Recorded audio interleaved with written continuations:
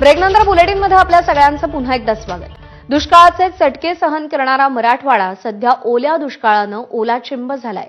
इतका पाऊस झालाय की मराठवाड्याच्या नाका तोंडात पाणी गेलंय आणि जनजीवन ठप्प झालंय। धाराशिव, बीड, जालन्यात पावसाचं थैमान पाहायला मिळालंय। ज्या मराठवाड्याला दुष्काळात रेल्वेनं पाणी पोहोचवावं लागलं होतं तिकडे आता हेलिकॉप्टरमधून लोकांचं रेस्क्यू करण्याची वेळ आली आहे। मराठवाड्यात 1 जूनपासून आतापर्यंत सरासरीच्या 124% पाऊस पडलाय। सरासरी 604 मिलीमीटर 22 सप्टेंबरपर्यंत पाऊस होत असतो, मात्र 747 मिलीमीटर इतका सरासरी पाऊस मराठवाड्यात झालाय। फक्त सप्टेंबरचा विचार करायचा तर 165% पाऊस मराठवाड्यात झालाय।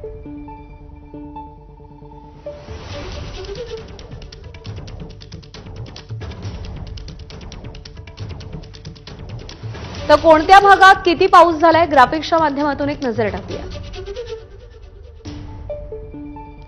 मराठवाड्यामध्ये सरासरी 604.4 मिलीमीटर पावसाची, पण प्रत्यक्षात 746.8 मिलीमीटर पाऊस झालाय। सरासरीच्या 124% पाऊस झालाय। सप्टेंबर महिन्यात फक्त मराठवाड्याची आकडेवारी पाहूया। सरासरी 122.5 मिलीमीटर पावसाची अपेक्षा असते, पण प्रत्यक्षात 202.3 मिलीमीटर पाऊस झालाय। सरासरीच्या 165% पाऊस झालाय फक्त 22 दिवसात। तर मराठवाड्यातल्या कोणत्या जिल्ह्यात किती पाऊस झालाय? बीडमध्ये सरासरी 514.6 मिलीमीटर पाऊस पडतो, पण प्रत्यक्षात 629.2 मिलीमीटर पाऊस झालाय। सरासरीच्या 122% पाऊस झालाय। छत्रपती संभाजीनगरमध्ये 525.4 मिलीमीटर पावसाची सरासरी असते, पण प्रत्यक्षात 653.8 मिलीमीटर पाऊस झालाय। सरासरीच्या 124% पाऊस झालाय। 1 जून ते 22 सप्टेंबरपर्यंतची आकडेवारी सध्या आपण पाहतोय।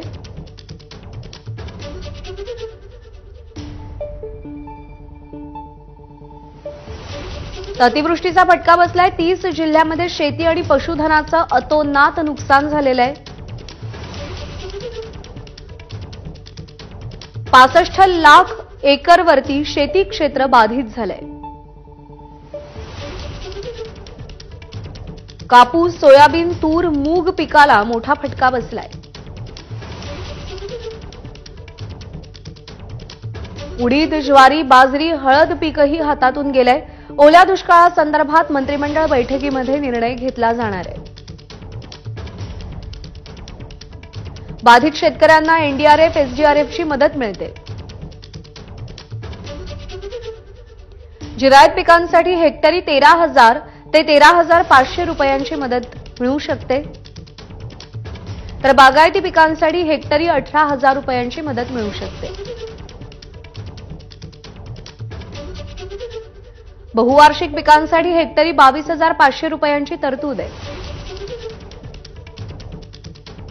दिवाळीपूर्वी शेतकऱ्यांना मदत देण्याचं आश्वासन दिलं गेलंय।